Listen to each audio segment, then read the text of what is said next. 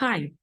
So I've read over 1,000 quotes, maybe more, and basically found, let's say, five common things, similarities that I think might be most important to share.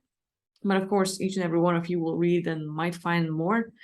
So anyway, one of the best things is that you are your own biggest enemy, your own biggest rival, and your own biggest friend. No matter what happens in life, a lot of fears can get in the way, a lot of challenges, a lot of hardships. And you can either push yourself and get up and do things, or, like, hey, life can get you. But it's all in your head. It's all about your mindset. Same with people you're going to meet. You know, people might not be kind. People might tell you things. People might give you compliments, or they might actually insult you. But it all depends on how you feel about yourself. So you can be your own biggest challenger. You can be your own biggest rival. It doesn't matter what others do, if they're better or not. You have to challenge yourself every single day. You have to beat your own challenges. You have to be better than you were yesterday. And your own best friend, and your own biggest challenger, your own biggest rival. So that's the most important part. The other thing is that the world around you and your happiness in it all depends on you. If we're talking about, what is the purpose of this life? Why am I here?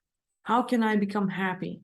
It's again all based on your current understanding of life, on your current values, and how you feel today to day. Are you going to choose to look for the positive stuff, or are you going to focus on the negative?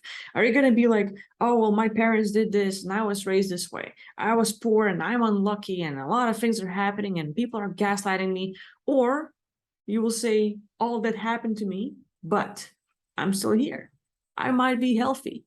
I'm still alive. I'm still doing stuff. And so it is your choice to find happiness, to find meaning in everything. You're going to give meaning to everything around you. You're going to see, like, hey, money, is it good or bad? It's nothing. It's just a tool, and it's all about how you use it. And everything around you is the same way. Good, bad, right, wrong, and all the stuff. It all depends on how you're going to look at it. Another one is that the secret to eternity is your legacy, the words you leave behind, the actions that you do. People are going to talk about you after you die. And the impact that you leave onto humanity and how you choose to do that will affect how long will they remember you. Not looking into the afterlife or that your soul is eternal and everything else, but specifically for this physical body and for this one life here that you have right now, that eternity for you, for this aspect here, is your legacy. Every single thing you're going to say and do is basically being watched by everyone else around you. So if you want to have more meaning, try to give more, try to contribute now. So with all that being said, the fourth one that's important is that any possible relationship you have in your life will all depend on your efforts, on your contribution, and on your self-esteem. It doesn't matter if it's someone you love, if it's your lover, your SO, your husband, your wife, your friends, or just someone you just like, hey, acquiescence, like, how, hey, just met, hello. So it's all gonna depend on the efforts you put into the relationship. They might hurt you, they might betray you, they might lie to you, but how far do you want to take this relationship? How much do you want out of it?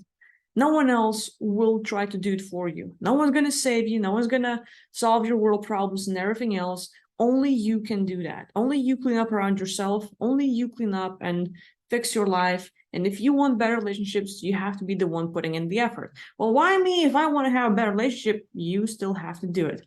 So all the efforts you put in and the contributions, basically giving people what they need, satisfying their needs, making their life better, all of a sudden is going to make you a better friend, better person.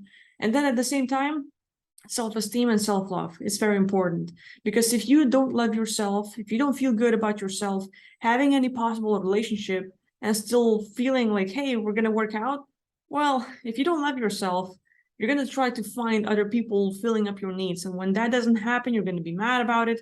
A lot of expectations, a lot of little arguments, and then you're going to have pushbacks. So you have to love yourself first. You have to please yourself. You have to fulfill your own needs and satisfy all that. And once you take care of yourself, then you can do it all to others and find good relationships. Now, the last one and it's also important, is that you have to allow yourself to make mistakes. You have to allow yourself to fail and acknowledge that, hey, you might have been wrong. With all that, this is the best way to learn. Because, it's not fun. We like to feel right. We like to feel good about ourselves. But then our reality might crumble. Our foundations of how we understand things and everything else, even if we're going straight up into, hey, I want to be right and I feel good about it, you have to sometimes back off, sort of look at the bigger picture and like, hey, I might have been wrong. Like, acknowledge that and adjust, and sort of, you will get better in every possible way. You will be a stronger person. Just saying that, hey, I know that I don't know anything.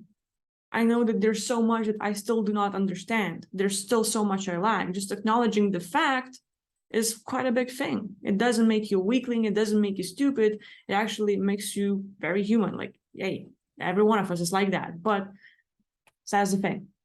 So reading Socrates, Plato, and all the other amazing people, I think these are just a few things that sort of stood out to me the most, that were very repetitive in a lot of people that I have read about. And hopefully you find something useful. Again, like, this is looking at specifically human body, physical life here, not at your eternal soul aspect. So that being said, hopefully you find it useful. And if you have any quotes or sayings that really stood out to you and might have impacted your life, please share in the comments. And I'll see you next time. Bye-bye.